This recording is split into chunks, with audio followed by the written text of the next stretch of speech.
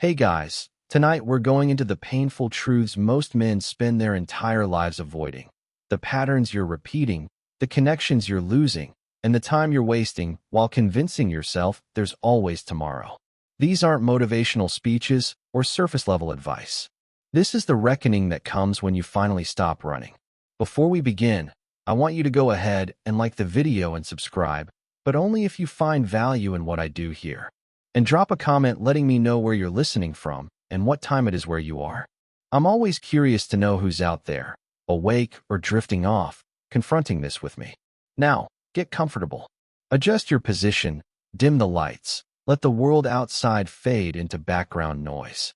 We're about to walk through 69 lessons, some about friendship, some about fatherhood, some about the body you're destroying and the relationships you're neglecting, that reveal how the life you're living right now is quietly writing your future regrets.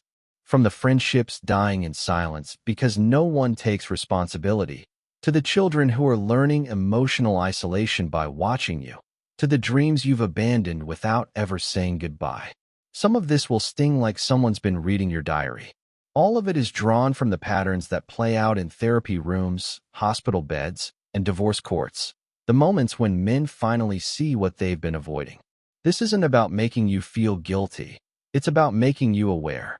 Because awareness is the difference between learning these lessons while you can still act on them, or spending the rest of your life wishing you had. So let's ease into this journey together and see what shifts when you finally confront the truths you've been postponing. Let's begin. Lesson 1. Your friendships won't survive on nostalgia alone. The truth is, most male friendships die quietly, not with a fight, but with a slow, unacknowledged drift. You tell yourself you're just busy. You think that when life settles down, you'll grab a beer again, catch up like old times. But those old times become a memory loop you replay, not a relationship you live. After 30, friendship doesn't happen by accident anymore. It requires effort, intentional effort, that feels almost romantic in its maintenance. Texts that aren't just "we should hang sometime," but actual calendar invites. Phone calls that go beyond birthday reminders. Plans that require showing up, not just reacting when someone else initiates. The group chat grows silent, not because anyone stopped caring, but because no one took responsibility for keeping it alive. Everyone assumes someone else will be the one to reach out, to plan, to connect. But nobody does. And so, your best friends turn into names you still like, but no longer know. You show up at a bachelor party and realize it's been 18 months since you've actually had a real conversation with any of them. You talk about the old days, the dumb jokes, the games, the trips, but it feels hollow. You're laughing about memories, not making new ones. Then one day, you wake up at 45 and realize you have no one to call when your marriage is crumbling. No one who knows the real story behind your silence. You scroll through your contacts and can't think of a single person who truly knows what's going on inside your head. That's when it hits you. The friendship didn't end suddenly. It just starved quietly. Friendships aren't sustained by history. They're sustained by intention. Nostalgia is a comforting story, but it can't hold a relationship together when effort is absent. Lesson 2. Most men die emotionally isolated because they mistake acquaintances for friends. You can have a packed wedding, a full social calendar, and still feel deeply, painfully alone. That's because most men collect acquaintances, not friends. They fill their lives with people who know their habits, but not their heart.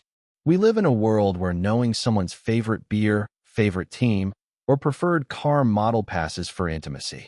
But the truth is, very few men have a friend who knows the darker corners of their story, the insecurities, the failures, the fears they never voice. You tell yourself that surface-level connection is enough. You convince yourself that it's normal. But then life tests you. An illness, a layoff, a death, and suddenly the illusion breaks. You look around for someone who truly sees you, and there's no one. The guy who always invites you for drinks doesn't know that you haven't slept properly in months. The coworker who laughs at your jokes doesn't realize your marriage is on the verge of collapse. The friend who remembers your birthday doesn't know how much you hate yourself some days.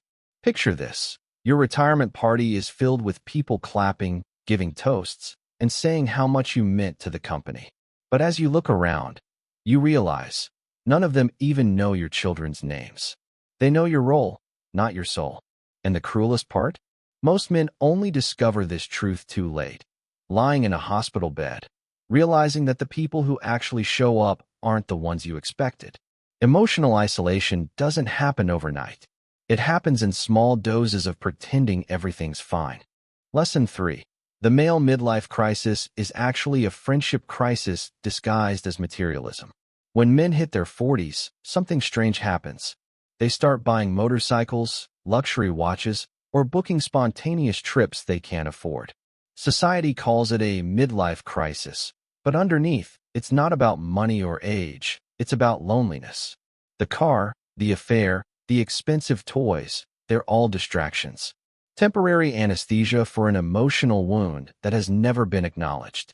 You're not actually bored with your life. You're starved for connection. You've built a world where every conversation is functional. Work updates, household chores, financial goals, but never personal. You've spent years avoiding vulnerability, and now the silence is unbearable. So you try to fill it with speed, risk, novelty. You chase the feeling of being alive, because being still feels too much like being alone. Imagine the 40-year-old who buys a motorcycle because Sunday afternoons feel like an endless void. His friends are busy. His kids are distant. His wife loves him but doesn't understand him anymore. The noise of the engine becomes the only thing drowning out the noise in his head. But when the adrenaline fades, the loneliness returns. The same ache, the same emptiness, only now with more debt and regret. The midlife crisis isn't about wanting more. It's about wanting someone to talk to and realizing too late that you never built those relationships. You spent $80,000 trying to solve a crisis that needed $0 in honest conversation. Lesson 4. Competition ruined your ability to be vulnerable with other men. From a young age, men are conditioned to compete, to measure, to compare, to win. Every room becomes an unspoken hierarchy. Who's making more?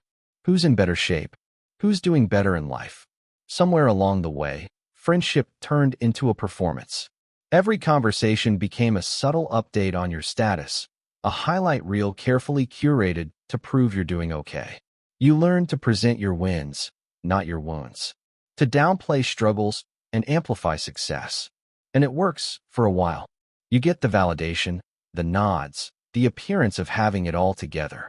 But deep down, it costs you something vital, the ability to be known. You can't form genuine friendship if you're always trying to impress the other person. Connection requires honesty, and competition suffocates that honesty. Picture a golf outing between old friends. On the surface, it's laughter, jokes, cigars. But underneath, everyone is hiding something. A dying parent, a failing business, a creeping fear of irrelevance. Yet nobody mentions it. They all keep score instead. Then years later, one of them dies, and the others realize they never really knew him. They only knew the version he performed. And worse, their sons are watching. They're learning from this silence. When they grow up, they'll copy it.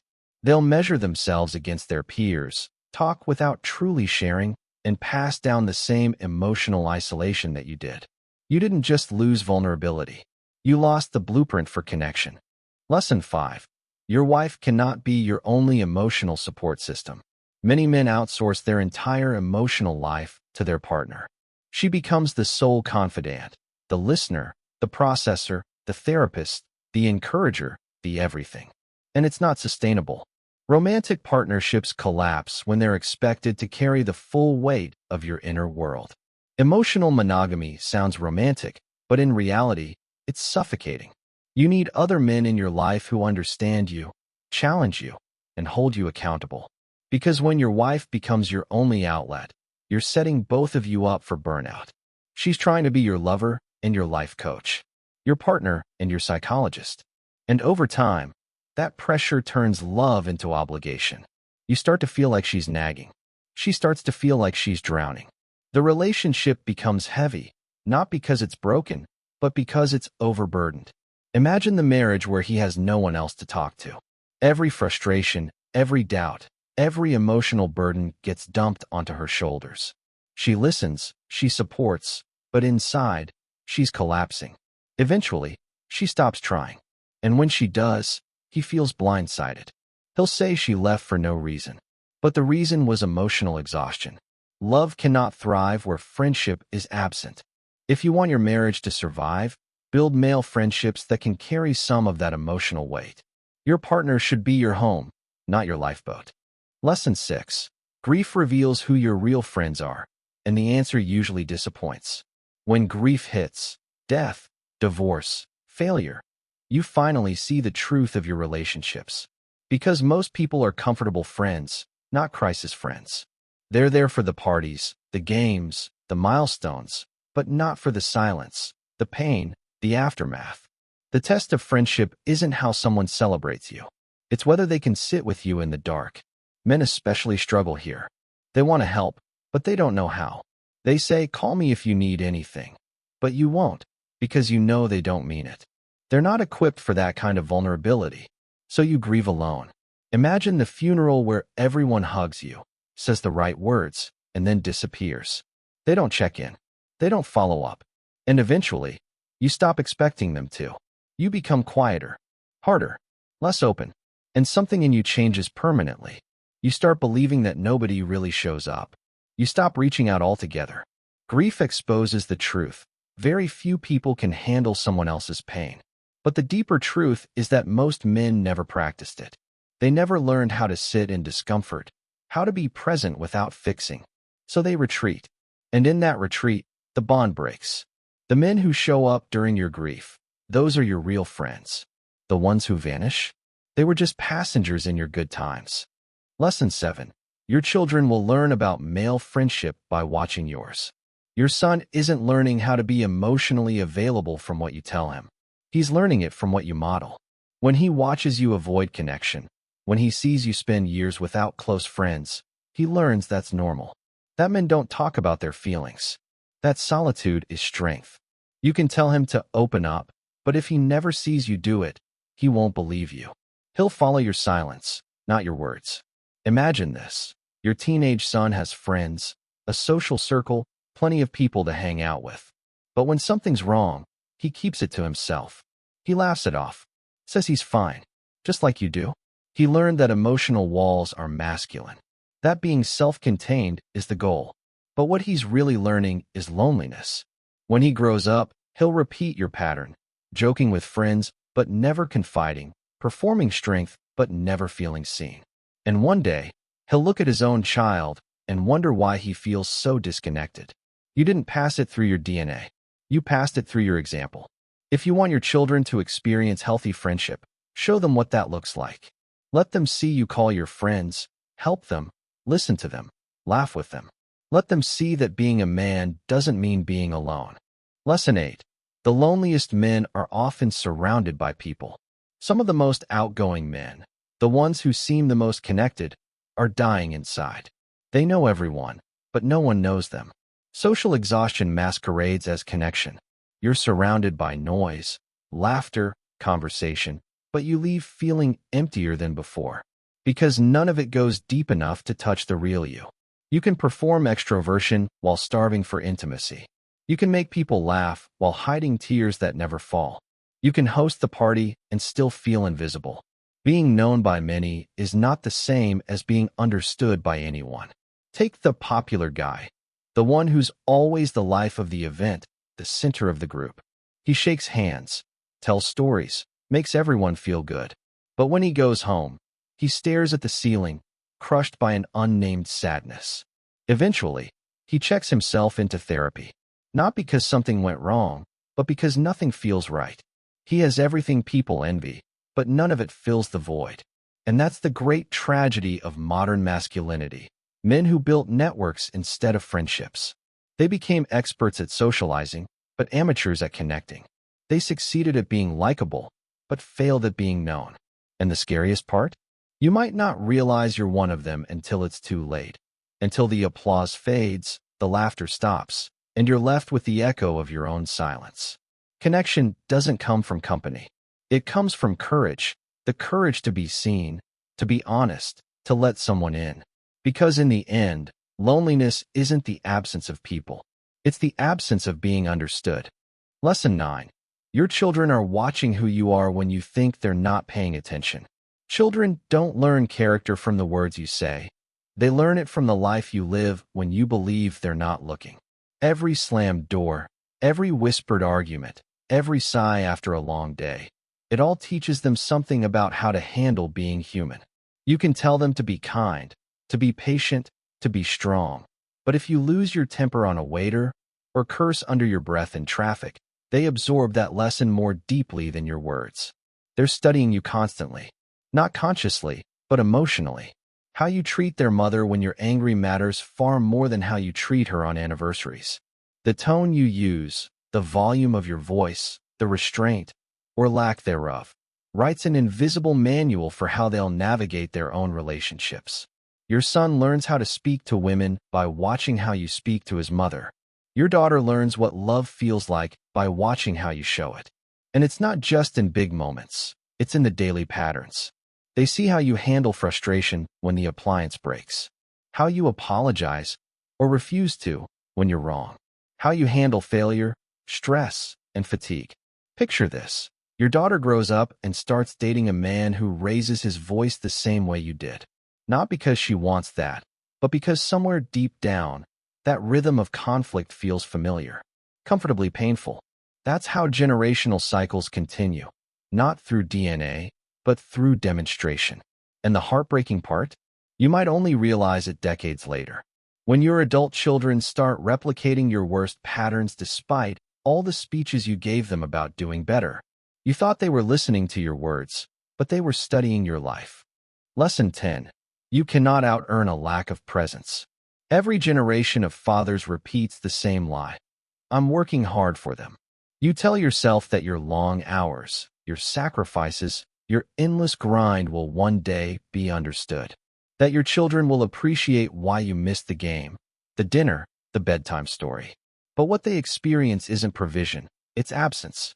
You can't out-earn your way into emotional connection. You can't buy back the nights you missed. The truth is, your kids don't need a hero. They need a human who's around. Financial provision is necessary, but it's not sufficient. A father's presence is irreplaceable. You think the reward for your hard work will be admiration, but what your children often feel is distance. Imagine the successful executive who built an empire. He paid for the best schools, the nicest vacations, the perfect home. But years later, his kids call him by his first name. Not out of disrespect, but detachment. He's more like a brand than a father. When they visit, it's polite, cordial, surface level. There's no warmth, no memories of shared chaos or laughter, just formality. And one day, you'll sit across from your grown daughter, maybe at a cafe, and she'll say, I never really knew you. Not with anger, but with sadness. You thought the money would be enough. You thought success would trickle down as love. But it doesn't. You can't outsource fatherhood. You either show up or you lose the chance to. And when your time is almost over, you'll realize the cruel truth. Nobody on their deathbed says, I wish I'd worked more. They say, I wish I'd been there. Lesson 11. Your father's failures live in your body until you name them. Whether you realize it or not, your father's shadow lives inside you. His tone, his habits, his silence, his anger, they echo through your nervous system. You may have sworn you'd never be like him. You might have spent your entire life building your identity around not being him. But in doing so, you let him define you anyway. You became the inverse of his mistakes, his reflection, just inverted. If he was critical, you overpraise your kids to compensate. If he was absent, you hover to the point of suffocation. If he was emotionally distant, you overshare your pain in a way your kids can't hold. You think you're doing the opposite of wrong, but the opposite of wrong isn't automatically right. It's just a different kind of imbalance. Until you face the wounds directly, until you name the patterns and grieve the pain, you'll keep parenting through reaction, not reflection. Imagine the father who was shamed by his own dad for every mistake. So now, as a parent, he praises every little thing his kids do. He means well. But those children grow up fragile, dependent on validation, unable to handle criticism. He thinks he's breaking the cycle. but he's just flipping it. And one day, in therapy, he hears the words that gut him. You're just your father's shadow in reverse. That's when it clicks. Healing doesn't come from rebellion. It comes from awareness. You can't rewrite your father's story by doing the opposite. You rewrite it by understanding why it hurt and choosing consciously how you'll be different. Lesson 12. The cool dad strategy backfires when your kids actually need a parent. Every parent wants to be liked by their children. It feels good to be their friend, to have them laugh with you, tell you everything, treat you like a buddy instead of an authority. But when you build your identity around being the cool dad, you forget the one thing they actually need: boundaries. Being permissive feels like love, but often it's avoidance. You don't want conflict, so you say yes. You don't want to be the bad guy, so you look the other way. You mistake freedom for trust. But kids don't interpret lack of structure as love. They interpret it as indifference. Imagine the 16-year-old who has no curfew, no rules, and no consequences. At first, he feels lucky. His friends envy his freedom. But deep down, he wonders, don't they care? Because if nobody sets limits, it starts to feel like nobody's watching. Boundaries aren't barriers. They're proof of love. They say, I care enough to protect you from yourself.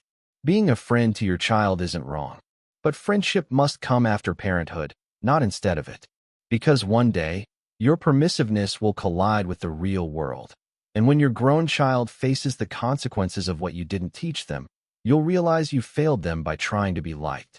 The cool dad becomes the silent witness to their downfall, wondering if maybe being unpopular for a while would have been worth it. Lesson 13. Your children don't remember your words. They remember how you made them feel about themselves. You can say 1,000 wise things, but your children will forget almost all of them. What they'll never forget is how they felt around you. Self-worth isn't taught through lectures. It's installed through daily interactions. Every eye roll, every sigh, every not now contributes to a subconscious belief about their value. A childhood of feeling like a burden creates adults who can't accept love. You don't need to scream or hit to cause damage. Sometimes all it takes is consistent impatience. When your child asks endless questions, it's not to annoy you. It's to connect with you. But when you dismiss them, when your face shows irritation, they learn that curiosity is unwelcome, that they are too much. Imagine the boy whose father only spoke up to correct him. The dad thought he was shaping discipline, but what he really shaped was a lifetime of self-doubt. That boy grows into a man who can't celebrate his wins because deep down, he's waiting for someone to point out what he did wrong. Years later, he's 30, sitting in therapy, saying, I always felt like I was in the way. You might not even remember the moments that built that feeling, but your children do, not as memories, but as emotional truths embedded in their sense of self. The words fade. The feelings last. Lesson 14. You're not just raising children. You're raising future adults who will choose whether to know you. When your kids are little, they have no choice but to love you. When they're grown, they do. The relationship you'll have with them at 35 is being built right now, between ages 3 and 15. Every time you show up, or don't, you're building the foundation for whether they'll want to include you in their adult lives. Teenagers pushing away is normal, but adult children staying away is a report card. If you dismiss their feelings, minimize their struggles, or treat them as an afterthought, they'll learn to protect themselves by creating distance. And when they're grown, that distance will become permanent. You'll tell people, they're just busy. But the truth will be simpler and more painful. They just don't prioritize you. Imagine the grandfather sitting in his quiet house, wondering why his children rarely visit, why his grandkids don't know him. He'll say, they have their own lives. But deep down, he knows. The space between them was built over years of emotional unavailability. You're not entitled to closeness just because you're a parent. You have to earn it by being present, by listening, by caring in ways that matter before it's too late. Lesson 15. The way you handle your daughter's first heartbreak determines whether she'll come to you with the next one. The small crises of childhood are rehearsals for the big ones of adulthood. How you respond when your daughter's 12 and crying over a friend's betrayal will determine if she trusts you when she's 20 and broken over something far deeper. If you dismiss her pain as drama, you're not toughening her up. You're teaching her that her emotions are inconvenient, that her pain is unwelcome. Your role isn't to fix everything. It's to prove you're safe with anything. Imagine the father who brushes off his teenage daughter's breakup. He jokes, "Plenty of fish in the sea," thinking he's being lighthearted. But she hears, "You don't take me seriously." So she stops coming to him. Years later, something truly devastating happens. An assault, a toxic relationship, and she tells no one. Not because she doesn't need help, but because she learned long ago that her father doesn't know how to hold her pain. Then one day, he finds out through social media or from someone else. And the heartbreak is his this time, realizing he wasn't trusted when it mattered most. Fathers build trust through empathy, not solutions. Be the man who listens before speaking, who validates before advising. Because if you dismiss the small heartbreaks, you'll never be invited into the big ones. Lesson 16. Your son is learning masculinity from you, whether you're teaching it or not.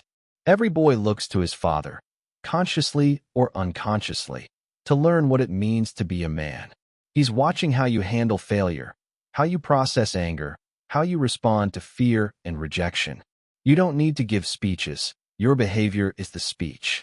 If you meet stress with silence, he learns that men don't talk. If you meet pain with aggression, he learns that men don't feel.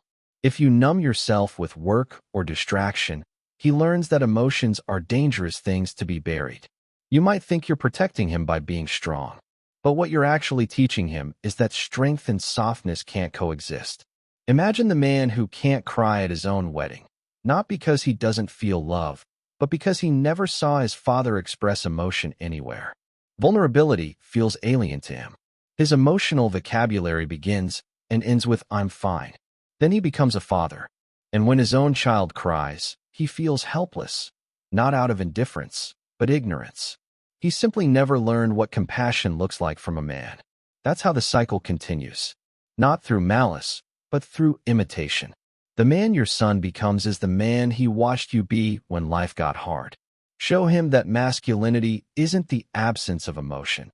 It's the courage to feel without letting it control you. Because one day, he'll teach his own son the same thing. And in that moment, your legacy will either be the silence you passed down or the healing you started. Lesson 17. Your 30s are when your body stops forgiving what you did in your 20s. Your 20s feel invincible. You can pull all-nighters, drink like a pirate, skip workouts for months, and still wake up feeling fine the next morning. You assume that's how it'll always be. But your 30s arrive quietly, like a bill you forgot you owed, and suddenly, your body starts collecting interest. The hangover that once faded by lunch now lingers for 3 full days. The soreness after a workout doesn't vanish overnight. It grows roots. You tweak your back once moving a couch, and that tweak becomes a lifelong reminder that your body has limits. You realize that in your 20s, your body was extending you alone. Every missed night of sleep, every junk meal, every ignored pain signal, it all accumulated quietly in the background. And now, in your 30s, the bank has come to collect. You don't bounce back anymore. You crawl back. The energy that used to be automatic now has to be cultivated. The cruel part? It doesn't happen all at once. It sneaks up on you. You wake up one morning and notice that the recovery from last night's few drinks feels like you got hit by a truck. Your metabolism slows down like it's tired of being abused. And your old motto, "I'll sleep when I'm dead," suddenly feels like a prophecy you don't want to test. The body that used to tolerate neglect now demands respect. Ignore it, and you'll pay for it in chronic pain, inflammation, fatigue, and mental fog. That back injury from moving a couch, once a simple strain, turns into pain that haunts you for years. You realize too late that feeling normal was a privilege, not a guarantee. The worst part is when you hit 40 and it dawns on you. You're not getting your old self back.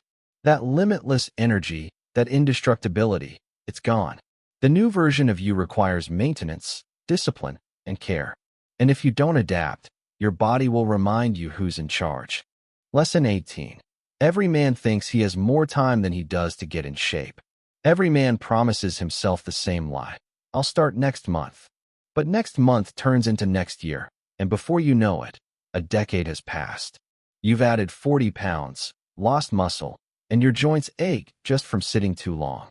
You tell yourself you'll turn it around, after the promotion, after the wedding, after the kids.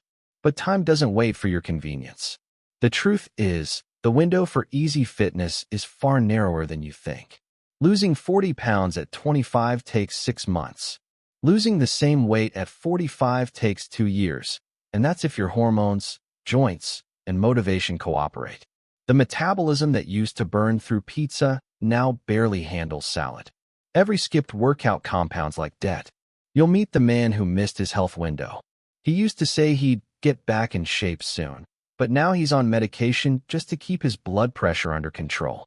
His knees ache too much to run, his back hurts too much to lift, and his doctor's advice has shifted from get active to avoid injury. The tragedy is that it's not about aesthetics, it's about capability. The longer you wait, the more your body forgets how to move freely. The word irreversible starts showing up in doctor conversations. You realize that health wasn't a switch to flip, it was a system to maintain. When you finally start, you're not building anymore, you're repairing. And some damage can't be undone. Lesson 19. Watching adult content rewires your brain in ways you'll only notice when it's too late. It starts harmlessly. A quick escape. A harmless indulgence. You tell yourself it's just biology. But behind the screen, your brain is being reprogrammed. Each new video trains it to crave novelty and intensity that real intimacy can't match. What was once stimulating becomes dull. What was once enough now feels boring. You start noticing it quietly. Real partners feel flat. Connection feels like effort. Your dopamine system, the one designed to reward real intimacy, patience, and vulnerability, has been hijacked by the infinite scroll of synthetic stimulation. You've trained your brain to expect fireworks, and when reality gives you candlelight, you feel nothing. Then, one day, it stops working. Not the computer, the body. You're 32, with no physical problem, yet you can't perform without the crutch of your screen. You convince yourself it's stress, but deep down you know. You've conditioned your desire to respond to fantasy, not touch. The damage goes beyond the bedroom. You start seeing people as pixels, not souls. Relationships feel empty because your brain has replaced connection with consumption. And when your wife leaves because she feels unseen and undesired, you realize the cost of digital pleasure was human intimacy. The worst part? There's no rewind button. The rewiring takes years to undo, if it ever fully does. Lesson 20. Sleep deprivation is making you stupider, meaner, and sicker than you realize. Society glorifies exhaustion. We idolize the man who grinds on 5 hours of sleep, who outworks everyone. But what we call discipline is often just self-destruction dressed as ambition. You think you're saving time by cutting sleep, but you're actually borrowing against your future clarity, mood, and health. Sleep isn't rest, it's repair. It's when your brain consolidates memory, regulates hormones, and clears toxins. When you skip it, you're not tough, you're impaired. You're dumber, more impulsive, and more emotionally unstable than you think. You make worse decisions. You snap at people. You confuse caffeine for motivation and irritability for intensity. Over time, your sleep debt compounds quietly. The entrepreneur who boasts about 4 hours a night doesn't realize he's running on half a brain. The creativity he needs, the emotional intelligence his team requires, it's all leaking out while he stares at spreadsheets at 2 a.m. And then it hits, the crash, the illness, the burnout. The sudden heart attack at 48 that wasn't sudden at all. It was a decade of ignored rest, disguised as work ethic. When you finally collapse, you'll see that sleep was never optional. It was the foundation. Lesson 21. The beer gut isn't about vanity. It's visceral fat choking your organs. Men love to joke about the dad bod. It's become a badge of relatability. But under the humor lies a truth that's anything but funny. That soft belly isn't harmless. It's a sign of metabolic chaos. Visceral fat, the kind that wraps around your organs, isn't passive storage. It's metabolically active tissue releasing inflammatory chemicals that poison your system from the inside out. Every inch around your waist is a signal. It's your liver struggling, your insulin spiking, your heart working overtime. But the mirror lies to you. You see a bit of weight. You tell yourself it's fine. Until your doctor says pre-diabetic. Until your blood pressure climbs. Until you're winded walking up stairs you once ran. Marketing calls it dad bod. Medicine calls it metabolic syndrome. The tragedy is that most men don't take it seriously until it's irreversible. You bury your high school friend who seemed fine. He wasn't fine. He was inflamed, exhausted, and unaware. This isn't about vanity. It's about survival. That belly isn't just fat. It's a warning light. Lesson 22. You're not aging poorly. You're just aging while still living like you're 25. Men love to say, I'm just getting old. But you're not old. You're undisciplined. Your grandfather wasn't healthier because his genes were better. He was healthier because his life demanded maintenance. He walked daily. He ate real food. He slept when the sun went down. He didn't chase dopamine on screens until 3 a.m. You, on the other hand, are aging while living like you're still in your 20s, skipping breakfast, chugging coffee, sitting for 10 hours, eating takeout, and calling it grind mode. The truth is simple. Your body needs boring habits to last long. Stretching, hydration, whole foods, sleep. None of it looks impressive on Instagram, but it's what keeps your joints from collapsing and your brain from fogging. The man who refuses to slow down doesn't age gracefully. He breaks. You'll see him at 50, limping, medicated, saying, I used to be fit. No, he used to be young. And he mistook youth for health. You realize this too late, when you're the dad sitting on the bench while your kids hike ahead. You tell yourself, I'll catch up next time. But you won't. Because maintenance isn't optional. It's the rent you pay to stay alive. Lesson 23. Your mental health is physical health, and you're ignoring both. We were taught that mental health is emotional. That depression is sadness and anxiety is fear. But it's not that simple. Depression can be inflammation. Anxiety can be hormones. Your mind isn't separate from your body. It's housed in it. When your body breaks, your mind follows. You think you're just tired, but your cortisol's been flooding your system for months. You think your motivation's gone, but your serotonin's been hijacked by stress, sugar, and sleeplessness.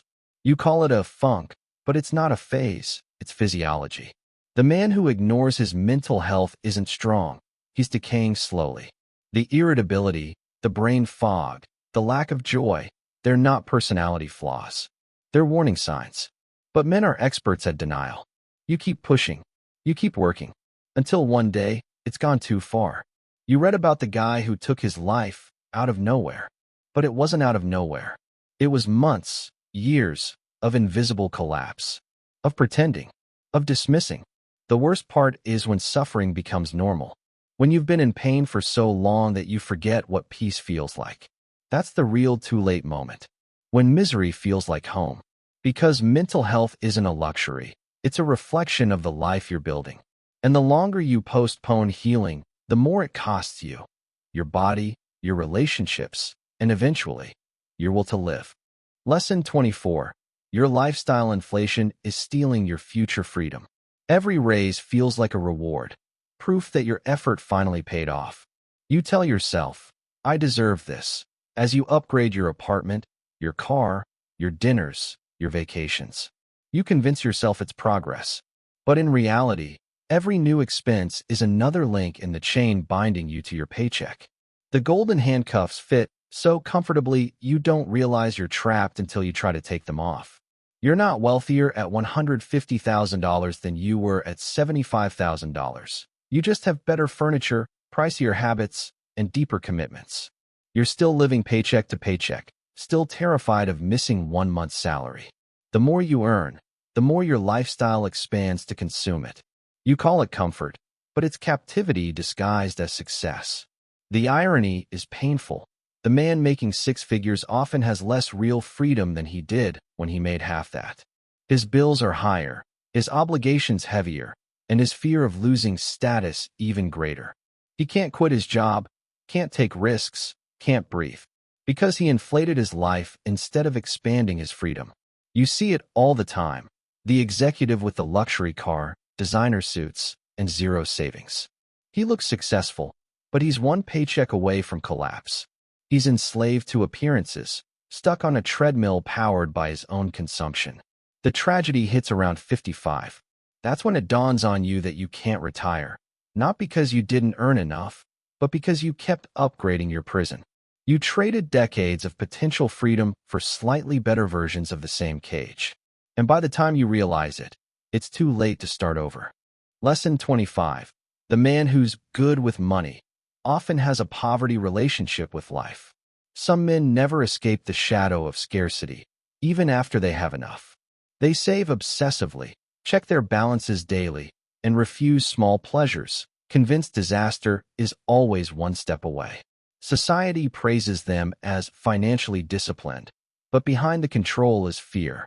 There's a difference between being prudent and being possessed by prudence.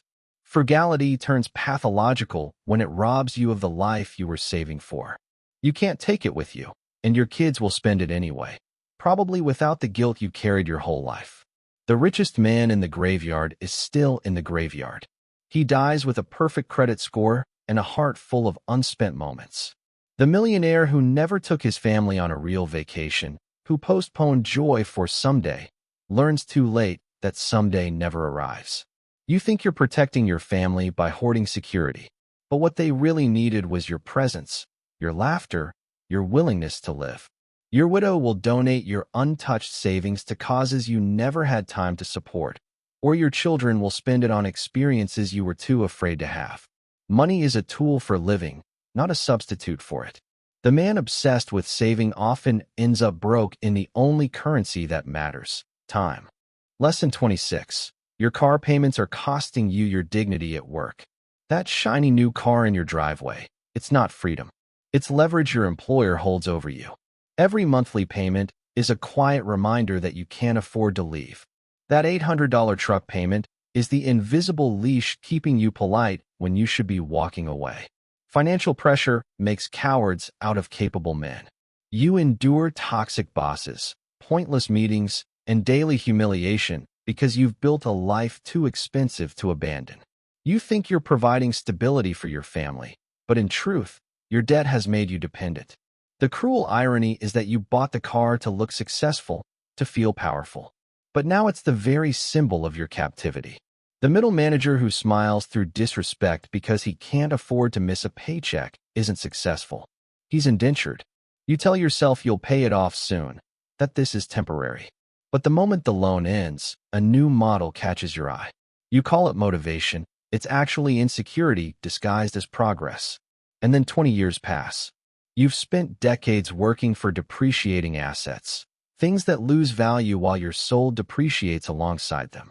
The dream car becomes a grave marker for your autonomy. Lesson 27. Investing in your kids' experiences beats leaving them money they didn't earn. Parents love to say, "I'm doing it for my kids." But often, what they're really doing is projecting their guilt, building wealth they'll never live to enjoy, and leaving it to children who would have preferred their time. An inheritance doesn't build character, it often destroys it. But shared experiences? Those build legacy. The family trip, the late-night talks, the weekends of laughter, those are the real investments. Memories compound in value.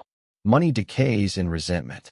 A child who grows up knowing your love, attention, and presence is richer than the one who inherits your estate but barely knew you. You can't buy back connection with money later. There's a story that repeats generation after generation. The successful father who leaves behind wealth but no relationship. The kids inherit the money but not the man. They fight over assets, resent each other, and remember him as a provider, not a parent. Your children don't need your estate. They need you before you become one. Because when you're gone, they won't remember your bank account. They'll remember whether they felt seen, safe, and valued. And no trust fund can buy that. Lesson 28. Your financial anxiety is probably about control, not actual scarcity. You think your money stress is about not having enough. But if you look deeper, it's about control, or the lack of it.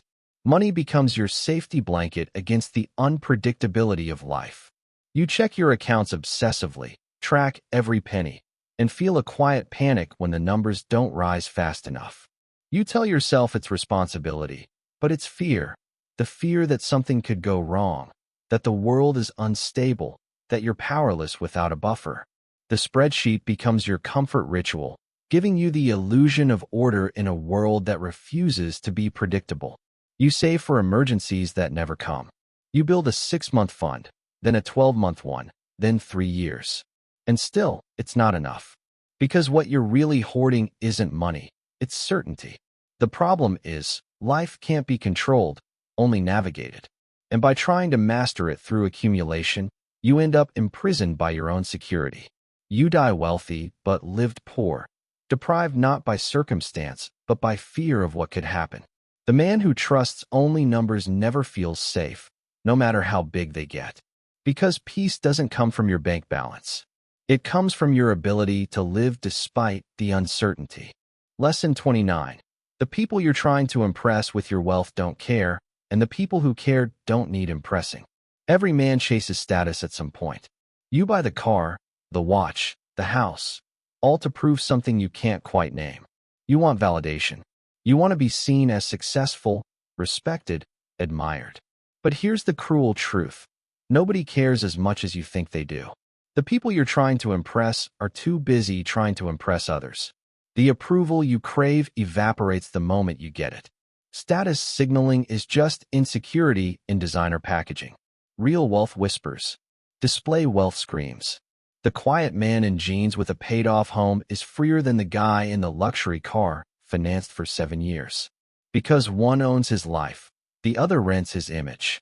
The man deep in debt, driving a $100,000 car to a job he hates, isn't winning.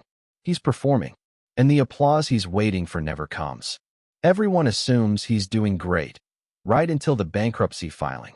The people who truly care about you don't care what you drive. They care how you treat them. They care about your time, your peace, your presence. Everything else is noise. Lesson 30. Your parents' financial mistakes live in your nervous system as anxiety or recklessness. Money is never just math. It's memory. Every financial decision you make is colored by the home you grew up in. If your parents fought about bills, you associate money with tension. If you grew up poor, you see spending as survival. If your family was rich but cold, you see money as love. You either hoard or overspend, both reactions to the same wound. One tries to escape scarcity by saving obsessively. The other tries to escape fear by spending recklessly. But either way, you're not deciding, your past is. Financial trauma passes through generations like DNA. You inherit your parents' nervous systems, not just their bank habits. You might think you're rebelling against them, refusing to be cheap like your dad or irresponsible like your mom. But in reality, you're still orbiting the same pain. You see it play out in adulthood. The overspender who can't say no to pleasure grew up in lack. The oversaver who can't enjoy a meal out grew up in chaos. Both are running from ghosts. And then you have kids, and the pattern continues. They learn your fear, your guilt, your compulsions. Different circumstances, same dysfunction. The tragedy is that money isn't the real issue.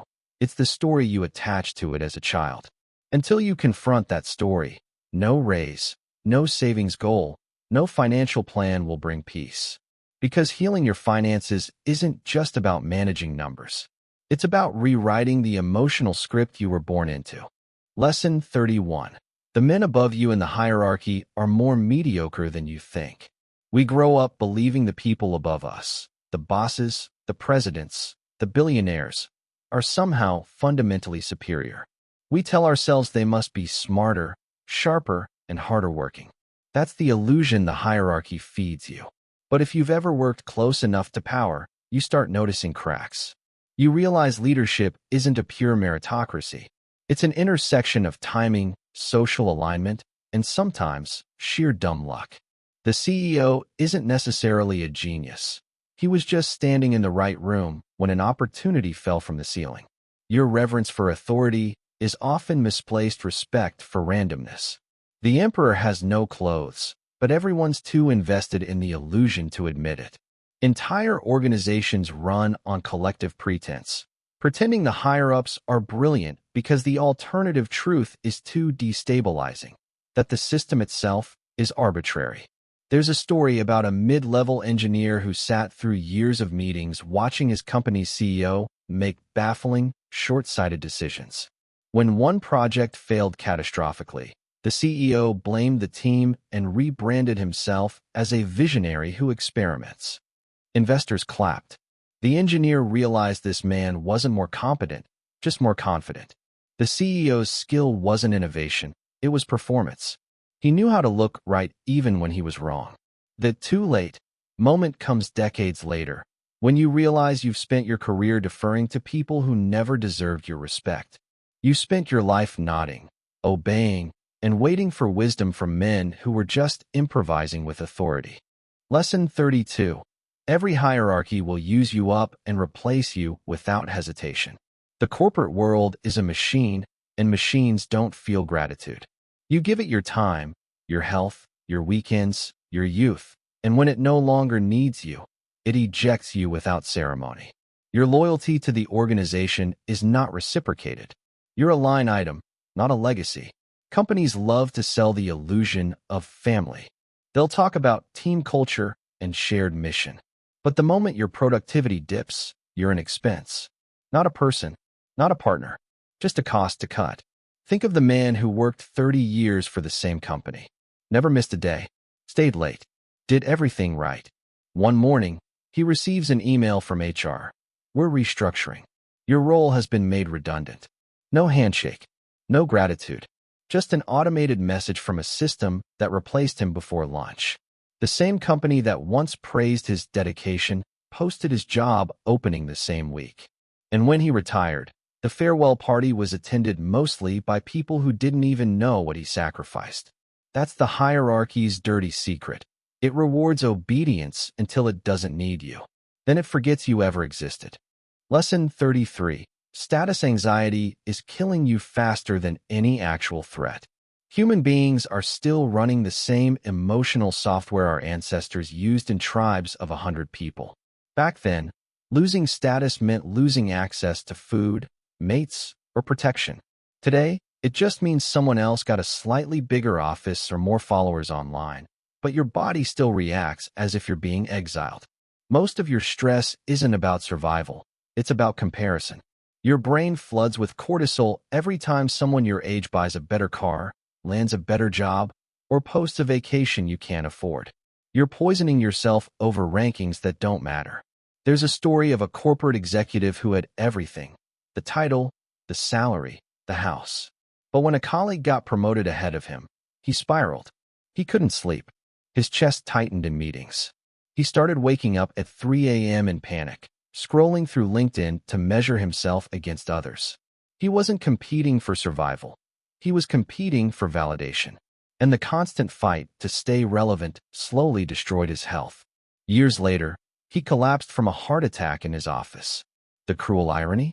The title he envied was eliminated in the next company restructure. You're not dying from lions. You're dying from imaginary ladders. Lesson 34. The respect you crave from other men won't fill the void you think it will. For most men, validation from other men feels like currency. You chase approval from your peers, whether it's in business, the gym, or social circles, believing it will anchor your worth. But it never does, because male approval is addictive and hollow. You're performing masculinity for an audience that's also performing. Everyone's trapped in the same invisible competition to appear strong, dominant, and untouchable. The irony is that everyone's secretly looking around, wondering if they're measuring up. Consider the man who spends years building the perfect physique, not for health, not for confidence, but for recognition. He spends hours flexing in mirrors, comparing his body to others, fishing for compliments.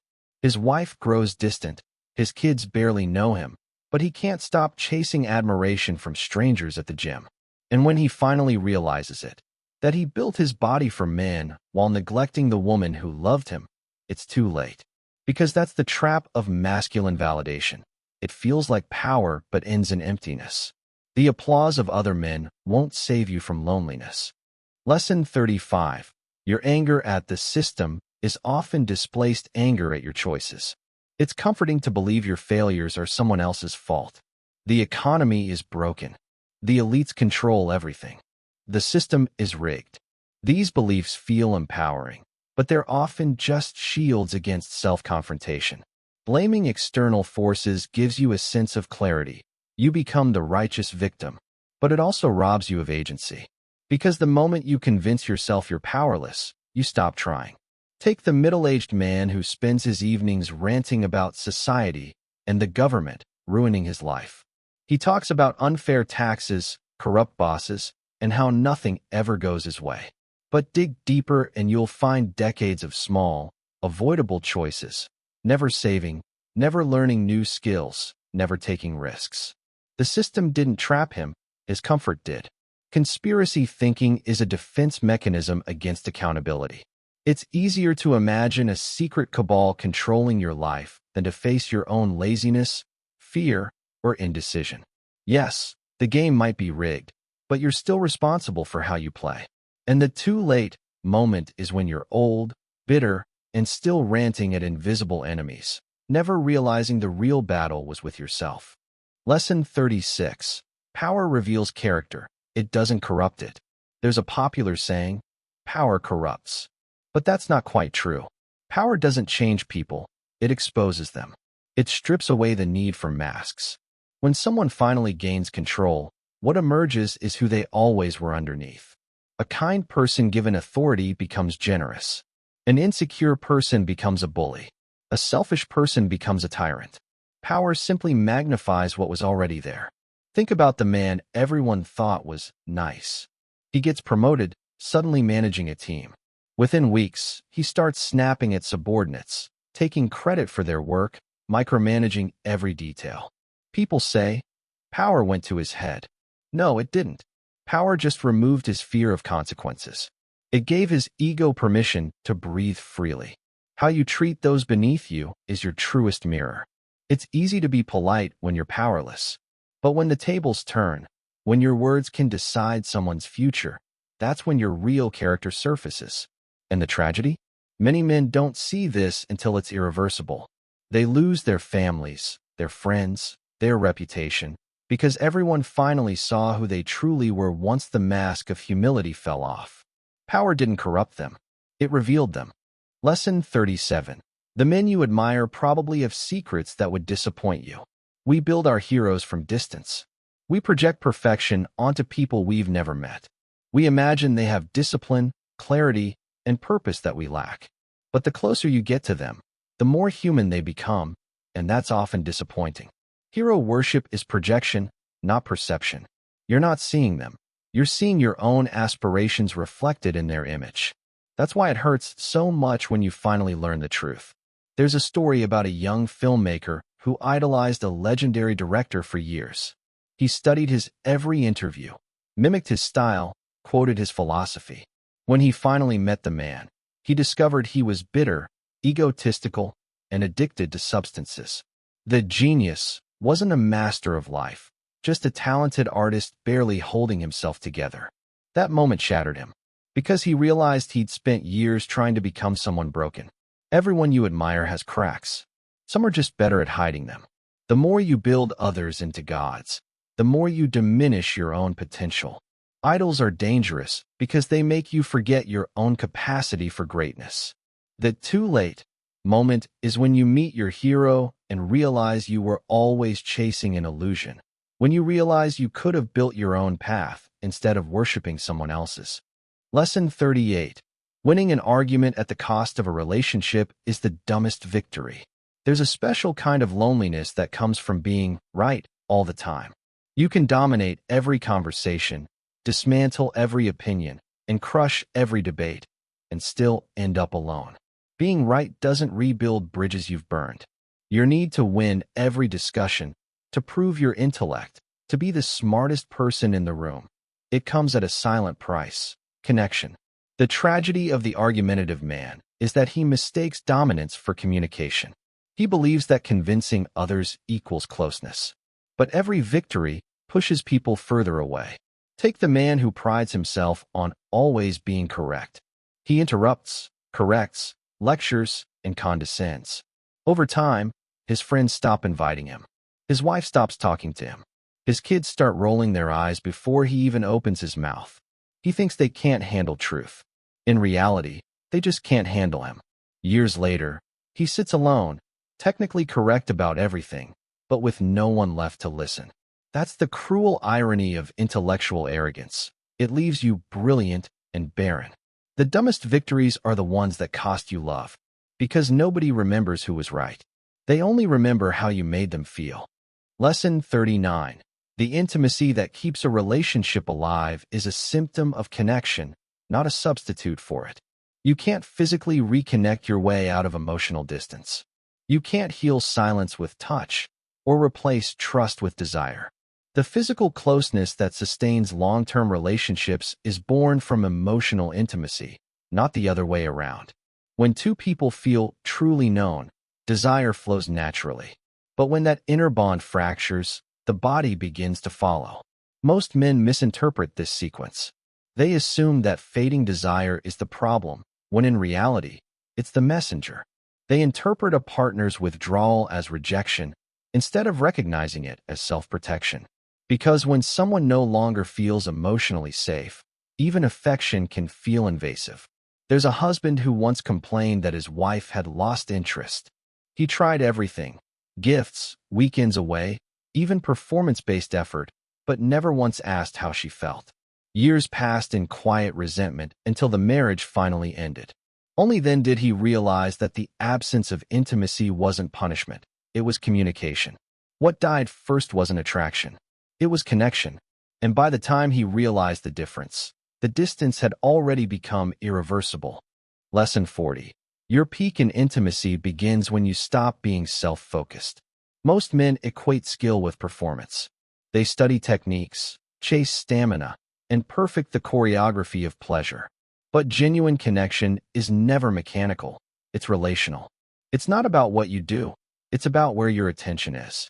Intimacy is an act of attunement. It requires listening with more than your ears. Yet so many men are mentally elsewhere, observing themselves from the outside, silently grading their own performance. They're too busy performing masculinity to experience intimacy. A man once prided himself on being experienced. He had countless partners, mastered every move, and believed he was exceptional. But every relationship ended the same way. His partners described the experience as distant, as though he were present in body but absent in spirit. Because real connection begins when ego ends. When the goal shifts from validation to awareness. When you stop trying to impress and start trying to understand. The true peak of your sexuality isn't measured in skill, it's measured in empathy. Lesson 41. Excessive consumption of adult content reshapes your capacity for real intimacy. The first teacher for many men today isn't experience, it's simulation. High-speed, on-demand stimulation creates an illusion of connection without the risk of vulnerability. Over time, this rewires both attention and arousal, teaching the brain to associate intimacy with control rather than closeness. Excessive exposure to artificial intimacy can lead to psychological desensitization. You begin to require higher levels of novelty to feel the same arousal, while authentic encounters, messy, unpredictable, and emotionally grounded, feel flat by comparison. There's a man who began exploring digital stimulation in his teens. 2 decades later, he found himself unable to feel genuine excitement in real relationships. What once thrilled him now felt muted. And the more he sought stimulation online, the less connected he felt offline. When he finally pursued help, his doctor told him there was nothing wrong physically. The issue was psychological, a conditioned response that had disconnected pleasure from presence. Real intimacy requires vulnerability. It demands patience, uncertainty, and mutual trust. Things pixels will never ask of you. Lesson 42. Your pursuit of passion may actually be addiction to emotional turbulence. Many people confuse passion with anxiety. When you grow up associating love with unpredictability, calmness feels unfamiliar. The heart races not from connection, but from fear disguised as excitement. What you call chemistry might just be nervous system chaos you've mistaken for romance. A man once claimed he only fell for intense women, relationships filled with arguments, reconciliations, and emotional fireworks. He believed this volatility was proof of passion, but what he was really chasing was familiar discomfort. The instability he grew up with had become his definition of love. True intimacy doesn't need adrenaline. It doesn't require tension to feel alive. Stability isn't dull, it's healing. But when you've been conditioned to associate peace with boredom, you'll keep running toward chaos and call it connection. At 40, that same man looked around and realized he'd never experienced peace that didn't scare him. He wasn't chasing passion. He was chasing the familiar rhythm of pain. Lesson 43. The quality of your intimate life mirrors the honesty of your emotional life. The body doesn't lie. When communication collapses, when emotional distance grows, your body starts sending signals long before you notice. Tension, distraction, or disconnection in intimate moments are often reflections of unresolved emotional truths. Performance difficulties are rarely just biological. They're often psychological responses to stress, guilt, or dishonesty. Your nervous system cannot fully relax in a relationship where your mind is guarded. A man once spent months seeking medical explanations for his diminishing drive, but every test came back normal. Eventually, a counselor asked him about his emotional state, and the truth surfaced. He'd been living a double life, hiding financial stress and personal shame from his partner. His body had simply refused to participate in a relationship built on concealment. Intimacy requires openness, not perfection. Your body tells the truth your words hide. When you suppress emotion, your physiology absorbs the burden. Healing begins not in medication, but in conversation. Lesson 44. Fidelity is not a moral achievement. It's emotional discipline in the face of boredom. Many affairs aren't about love or even attraction. They're about novelty. They're about chasing the neurochemical high of being seen again, admired again, desired again. The problem isn't that you found someone irresistible. It's that you found routine unbearable. Long-term relationships require the ability to coexist with repetition, to find depth where excitement fades, to see wonder in the familiar. But when you've been conditioned to equate excitement with meaning, the ordinary feels suffocating. There was a man who once left his wife for someone new, convinced he had discovered his soulmate. For a year, the intensity was intoxicating. But when the secrecy and adrenaline faded, he began to feel the same restlessness. Soon, he sought another escape. It wasn't that he couldn't find love. It was that he couldn't tolerate calm. Fidelity, at its core, isn't about repression. It's about maturity, the ability to stay present through the natural ebbs of desire and the ordinary rhythms of life. The too late moment arrives when you finally see that every partner changes, but your avoidance never does. Lesson 45. Your partner doesn't want gestures, she wants recognition. Men often mistake compensation for connection. When distance grows, they respond with grand romantic gestures, flowers, trips, expensive gifts, believing that visible effort will repair invisible wounds. But attention can't be outsourced to occasions. Your partner doesn't need spectacle, she needs daily presence. She needs you to notice the subtle signals, the fatigue in her eyes, the hesitation in her voice, the silent weight she carries. Romantic gestures mean nothing if they arrive after months of neglect. They become apologies disguised as gifts. There's a story of a man who surprised his wife every anniversary with something extravagant. Yet between those events, he was emotionally unavailable, buried in work, lost in screens, detached from her inner world. When she finally left, he was stunned. "But I gave her everything," he said. He gave her things, not attention. The flowers that once made her smile eventually felt like reminders of absence. Love isn't measured by what you buy. It's measured by what you notice when no one's watching. Lesson 46. Physical proximity is not the same as emotional presence. You can share a room, a dinner table, even a life with someone, and still be absent. Presence is not defined by location. It's defined by attention.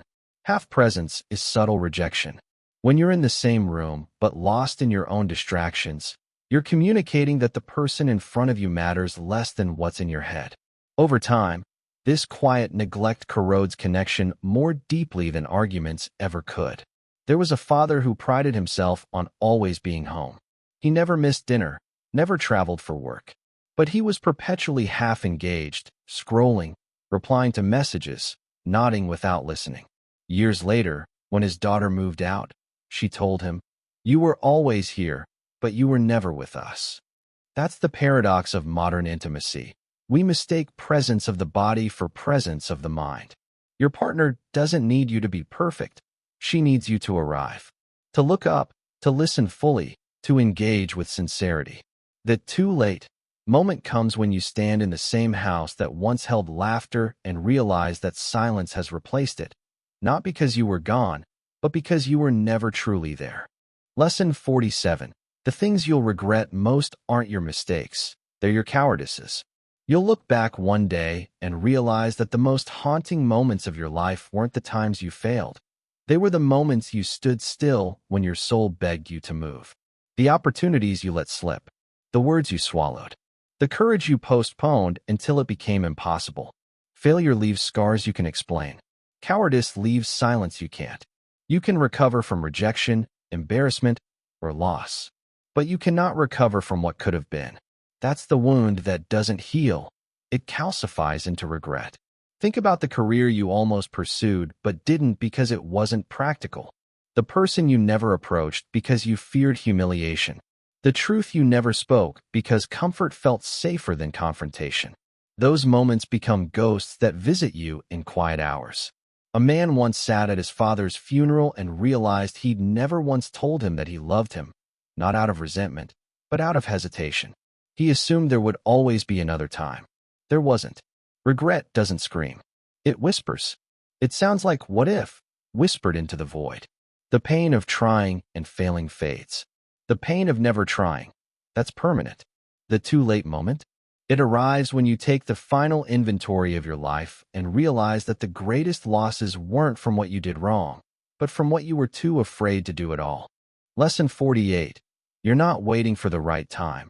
You're waiting for courage that will never feel ready. We like to tell ourselves that timing is everything, that once the stars align, the path will become clear. But here's the truth. There's no such thing as the perfect moment. Readiness is an illusion designed to protect you from discomfort. It's your mind's way of saying, let's delay growth until it feels safe. But growth never feels safe. Courage never feels convenient. You will always find a reason to wait. The market isn't ready. The idea needs polish. You need more savings, more time, more clarity. But beneath every excuse lies fear. Fear of visibility. Fear of judgment, fear of the unknown. There was a man who had a business idea at 24. He sketched it out, researched endlessly, refined his pitch deck.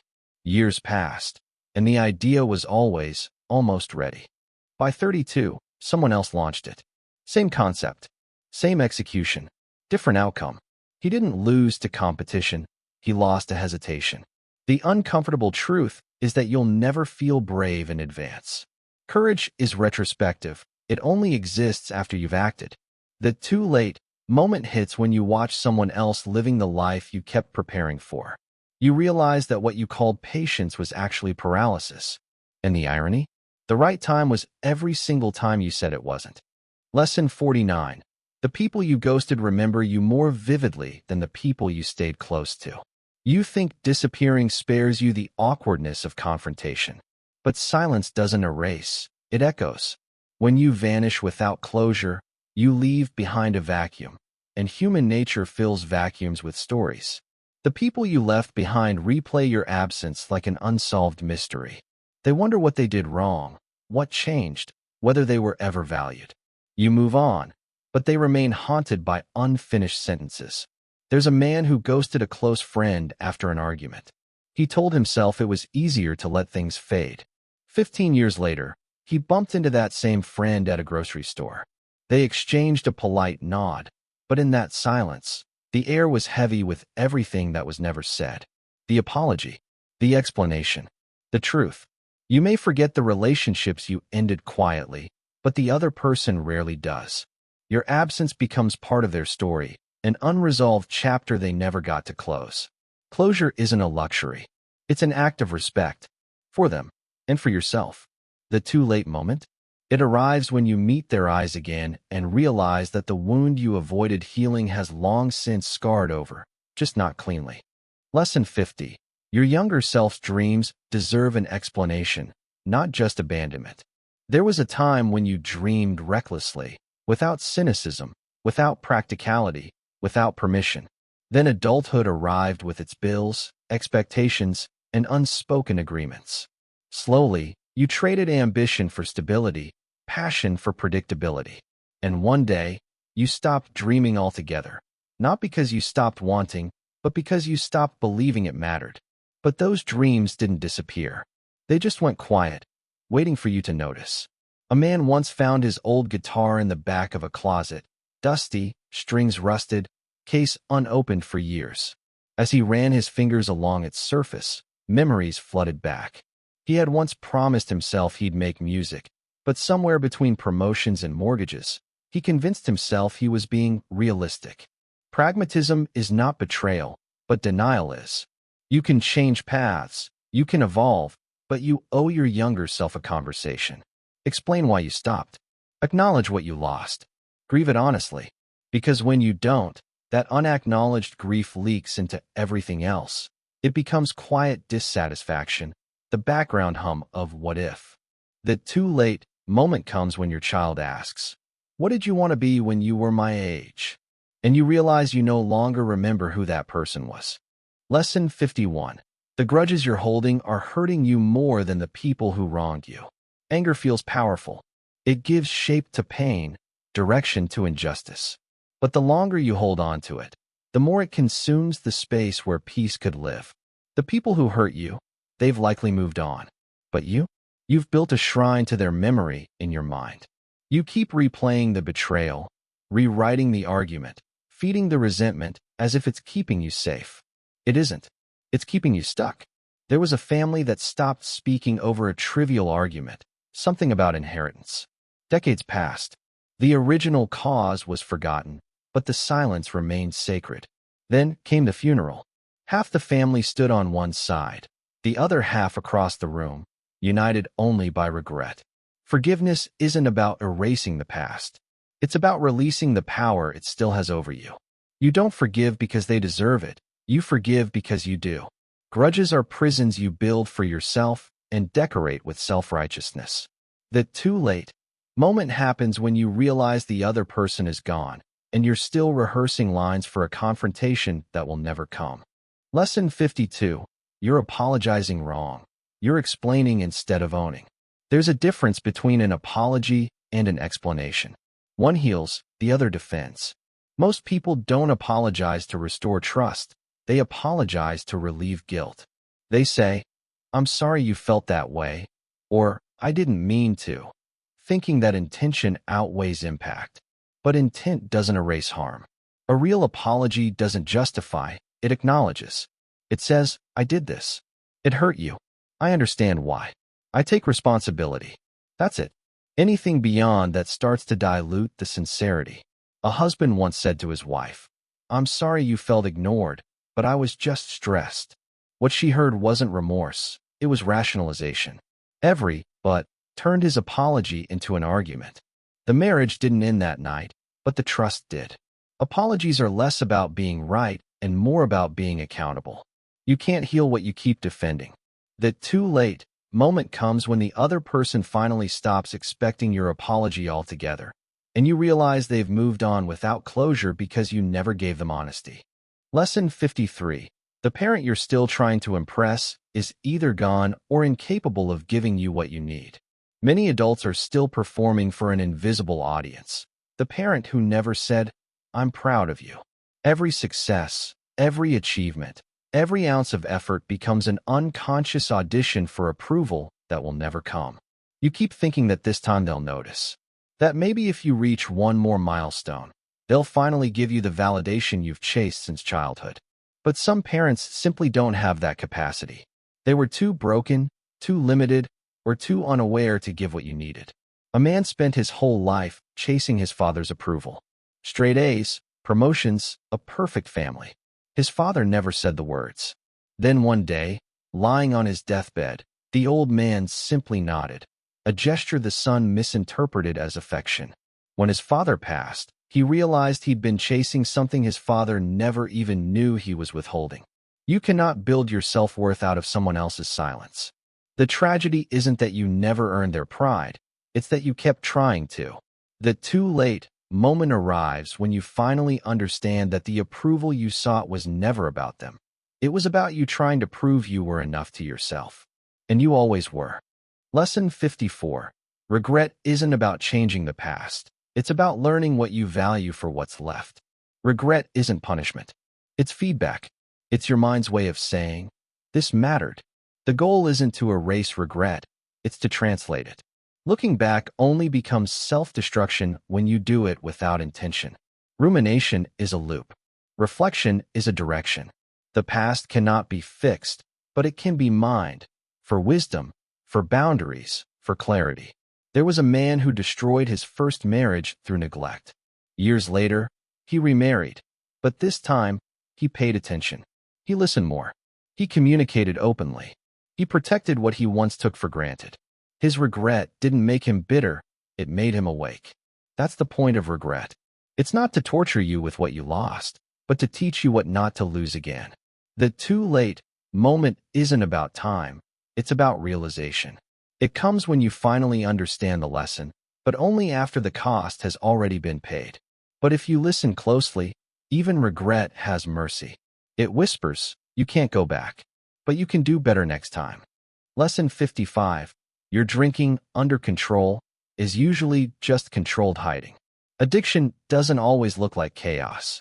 Sometimes it looks like competence. It looks like the man who never misses work, never causes a scene, and always insists he can stop anytime. But functional addiction is still addiction, only dressed in self-deception. It's not about whether you can stop. It's about why you don't. That nightly 2 beers ritual that helps you unwind? It's been 3 for years.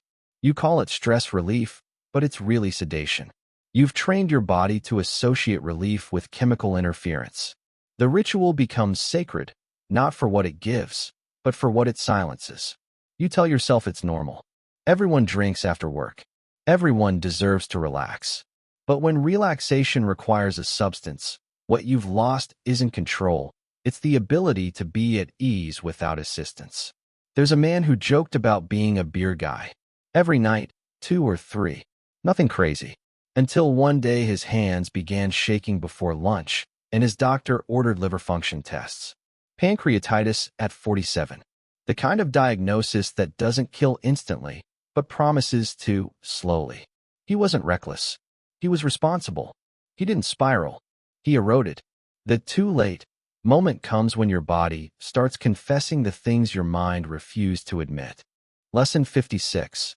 Every escape eventually becomes another thing you need escape from. You quit drinking. You stop smoking. You delete the apps. But the pattern doesn't change. You just find a new exit door. Because the real addiction isn't to the thing itself. It's to not feeling.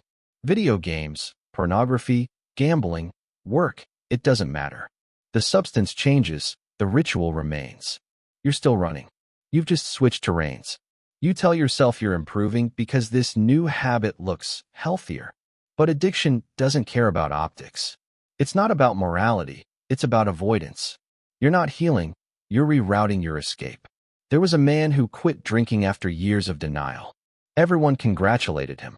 6 months later, he was spending hours a day on adult content sites. Different drug, same reward system. The void didn't shrink, it just changed costumes. You can't out-hustle emptiness. Until you face the discomfort you've been avoiding, loneliness, shame, fear, inadequacy, you'll keep finding new ways to bury it. The too late moment arrives when you realize you've been sober for years, but not free for a single day. Lesson 57. The thing you do to relax might be the thing preventing you from ever actually relaxing. You call it winding down. But what you're doing isn't rest. It's stimulation in disguise. The screens, the scrolling, the late-night shows, the glass of wine, they're all forms of microdopamine management. You're not calming your nervous system. You're distracting it until exhaustion does the job for you. True rest feels uncomfortable when you've spent years equating stillness with uselessness. Sitting in silence forces the mind to speak, and most people can't bear what it says. There's a man who finishes work at 9 p.m., cracks open a beer, turns on YouTube, and scrolls until 2 a.m. He tells himself this is how he relaxes. But his body never truly exits alert mode. His brain remains lit up like a control panel, flooded with stimuli. He wakes up more tired than when he went to bed, confused why 8 hours of unwinding never feels like recovery. Because rest isn't the absence of activity, it's the presence of safety. The too late moment arrives when burnout hits so hard that doing nothing feels like withdrawal. Your nervous system doesn't know how to rest anymore. And the cure feels, at first, worse than the sickness. Lesson 58. Your wife knows about the secret you think she doesn't know about. Deception is never invisible. It just relies on the other person's willingness to pretend they don't see it. You delete browser histories, clear messages, and craft plausible explanations. You think you're careful. You think you're smarter. But she's not oblivious. She's exhausted. And her silence isn't ignorance. It's surrender. There's a particular stillness that forms in a marriage built on quiet deceit. Conversations shrink. Eye contact fades. She laughs less. You sense it but choose denial over confrontation. It feels safer that way, for both of you. The truth is, she knows, or she suspects. Maybe she's seen the messages. Maybe she's read the signs. But she's waiting, not for proof, but for your honesty. And you don't give it. Months later, you're blindsided by divorce papers. She finally says the words, "I've known for a long time." The too late moment isn't when you get caught. It's when you realize she already knew and was silently testing whether you'd ever love her enough to tell the truth first. Lesson 59. Workaholism is socially acceptable self-destruction. We praise the grind. We glorify exhaustion. We turn overwork into a badge of honor. But workaholism is just addiction with better PR. You tell yourself you're ambitious, driven, responsible. But deep down, you know the truth. You're terrified of stillness. Because when you stop moving, the noise fades, and you have to face yourself. The office becomes your refuge from intimacy, from emotion, from vulnerability. You don't want success. You want escape that looks respectable. There's an executive who hasn't missed a single meeting in 20 years. His company adores him. His family barely knows him. When his son turned 16, he realized he had no idea what his favorite movie was. His daughter's voice had changed while he was on conference calls. When he finally got the corner office, he looked out the window and realized it was the loneliest view in the world. Workaholism is self-neglect disguised as productivity. You're not achieving, you're avoiding. The too late moment comes when the people you were doing it all for stop waiting for you to come home. Lesson 60. You're not fine. You're just well practiced at fine. You've said it 1,000 times. I'm fine. You smile. You function. You keep the rhythm going. But fine isn't a state. It's a mask. The performance of okayness is exhausting. You say you're good because it keeps others comfortable. Because it spares you from vulnerability. Because if you admit the truth, that you're lonely, scared, anxious, or lost, you'll have to confront the shame you've been numbing for years. So you keep rehearsing normalcy. You become fluent in emotional suppression. And people stop asking, not because they believe you, but because they're relieved they don't have to go deeper. There was a man who was always good, always smiling, always composed. The kind of person everyone described as strong, grounded, dependable. Until the day he didn't show up for work. He'd said, "I'm fine," the day before. That's the cruelty of numbness. It becomes indistinguishable from resilience until it kills you. The too late moment arrives when you finally break, and people say, "I had no idea." But you did. You just didn't know how to say it without unraveling. Lesson 61. The hobbies you abandoned were coping mechanisms you actually needed. When you were younger, you had outlets. Music, drawing, running, building, creating. They weren't profitable. They weren't productive. but they gave you oxygen. Then adulthood came. Bills, deadlines, responsibilities. You told yourself you were too busy, too tired, too grown up. But the truth is, you weren't too busy. You were too scared to feel that open again. Because hobbies require vulnerability. They expose you to joy without justification.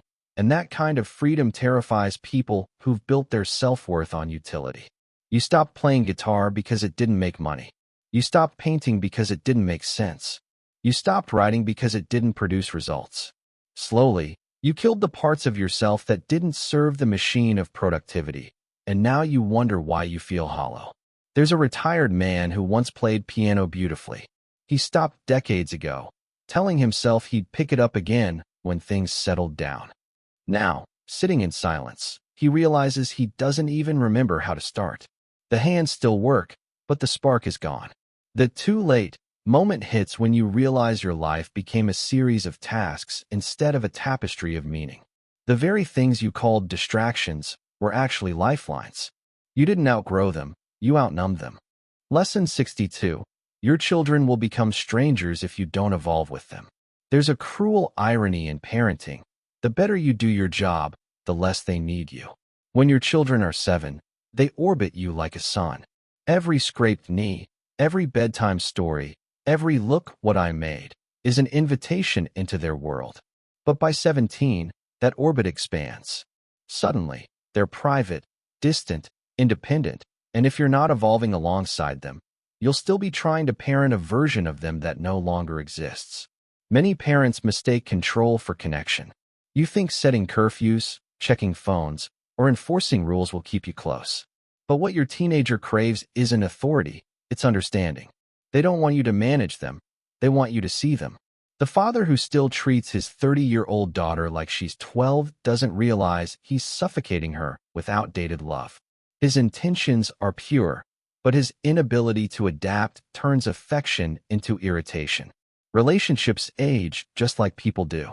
What once required guidance now needs respect. The intimacy you had when they were little must evolve into empathy, or it will decay into silence. And that silence is deadly. Because one day, you'll realize your child has become a polite stranger, someone who visits on holidays, calls out of duty, and hides their real life from you to avoid judgment. By then, it's too late. The version of connection you remember is gone, replaced by a polite distance you can't undo. The too late moment comes when you're no longer invited to know them, when you're not trusted with the truth, only with updates. You'll look at your grandchildren and see echoes of your child, yet be told you can't be alone with them. And in that quiet, it'll hit you. You didn't lose your children suddenly. You lost them gradually, every time you refused to grow as they did. Lesson 63. The older you get, the faster time moves, because you're doing less that's memorable. When you were young, a single summer felt endless. Every new experience, your first love, first heartbreak, first adventure, stretched time like elastic.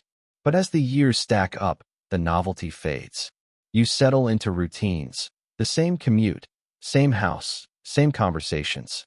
Days blur into weeks, weeks into years, and suddenly a decade has vanished without a clear memory to mark it. This isn't a trick of perception, it's neuroscience. Novelty activates the brain's memory systems.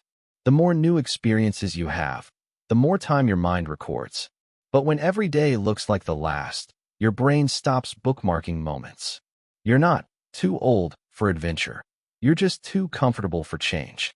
The reason 40 feels like 20 is because nothing in between stood out. You've been living the same year over and over, mistaking repetition for stability. Life shrinks not because time speeds up, but because you stopped creating memories that slow it down. Remember the last time you traveled somewhere new? How vivid those days felt. That's what life can feel like, if you stop letting autopilot drive. Novelty doesn't mean recklessness, it means curiosity. It means saying yes to experiences that stretch your identity. The tragedy is that most people only realize this when they're 60, staring back at 20 years that feel like 3. They can't distinguish one year from another because every year was the same.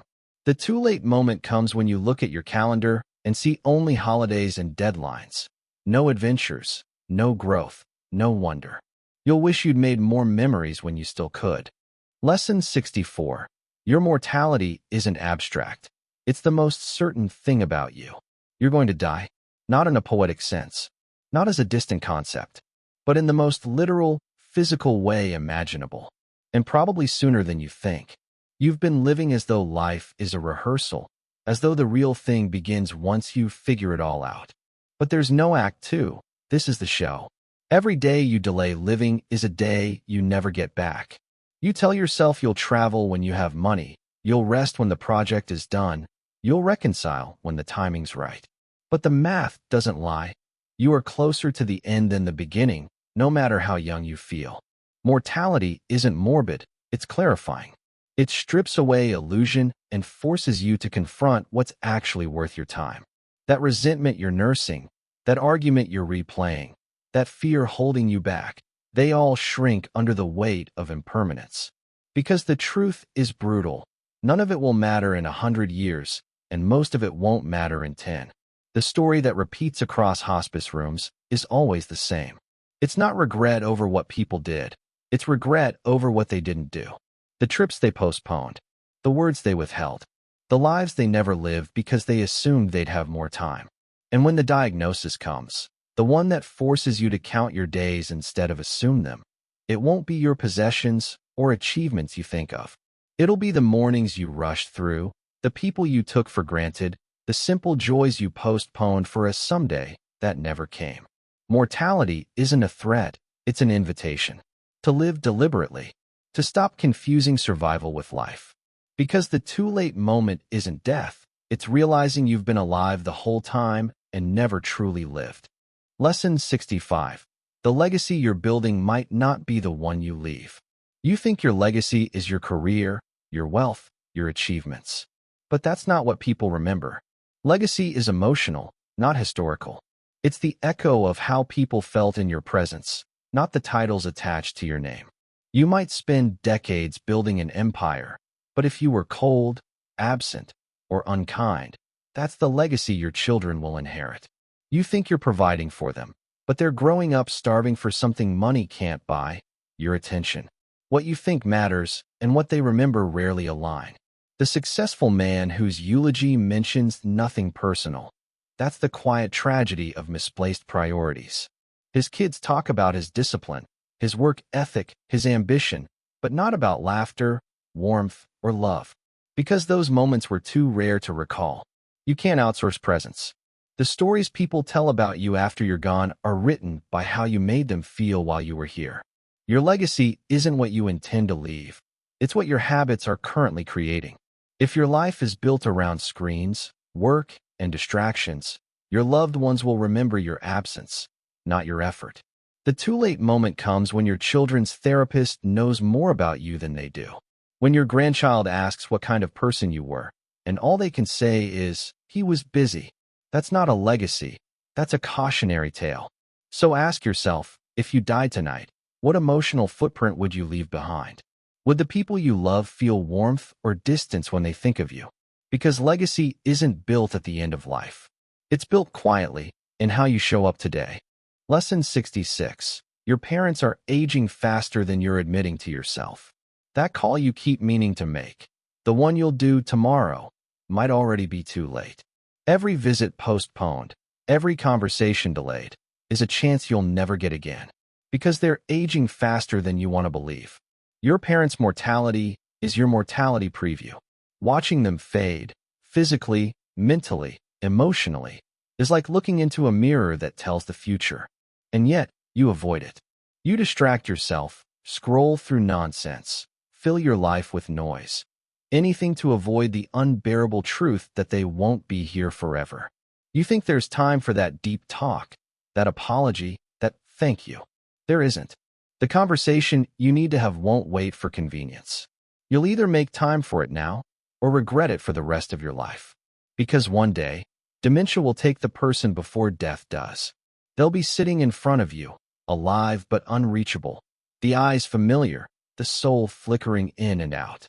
And you'll wish you'd said what mattered while they still knew who you were. The father who died with questions you never asked is not a hypothetical. He's your future if you keep postponing meaning for comfort.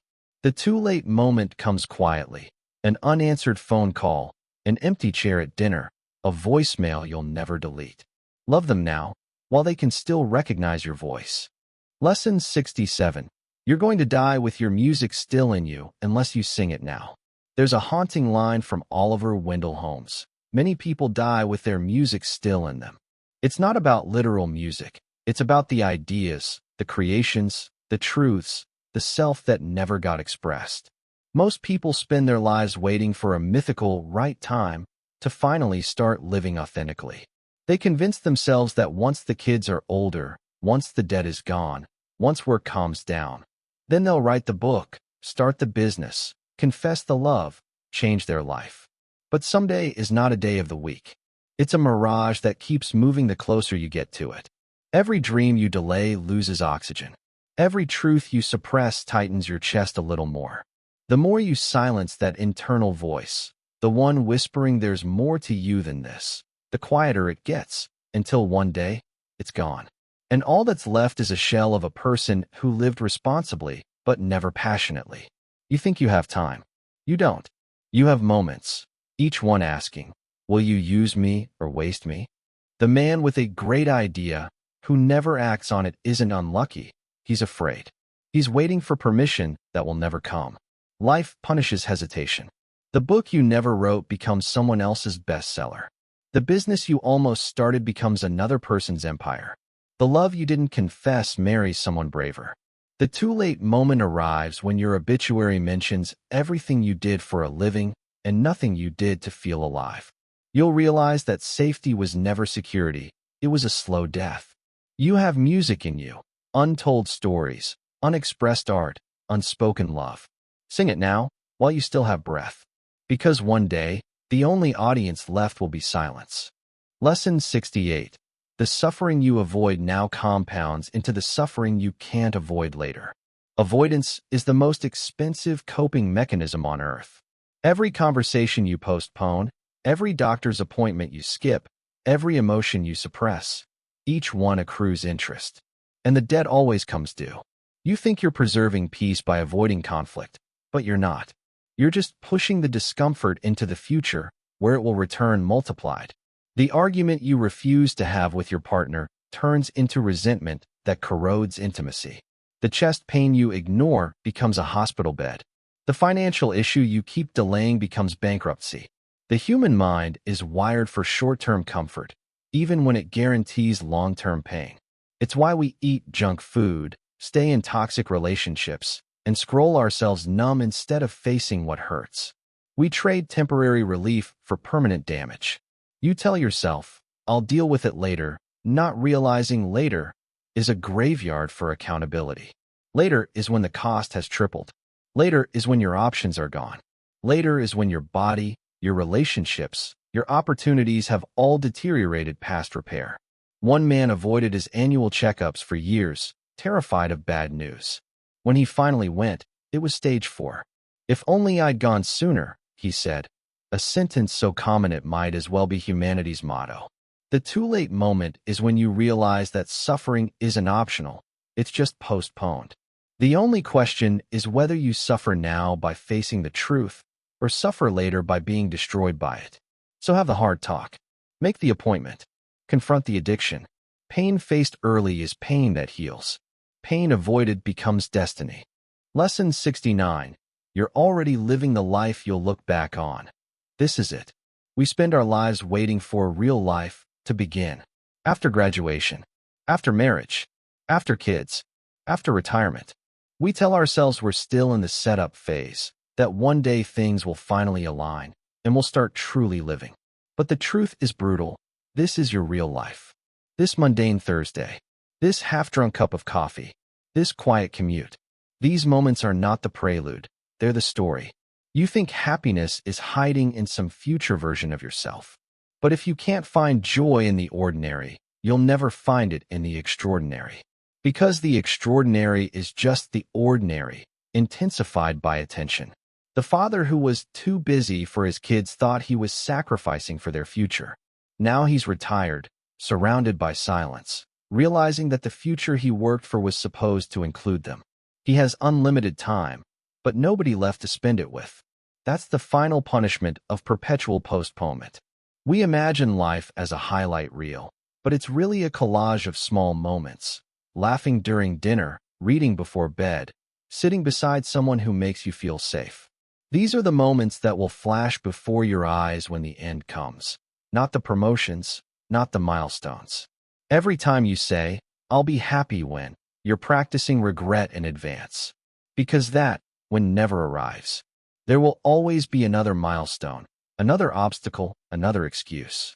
The tragedy is not that life is short, it's that we realize it too late. You are living the days you'll miss most. One day, you'll ache for this simplicity, the sound of your child's footsteps, the mess in the kitchen, the chaos you once called routine. So stop waiting for your real life to start. It already has. It's happening right now, in ways so ordinary you can't see how sacred it is. The too late moment comes when you finally slow down and realize the life you were racing toward was the one why.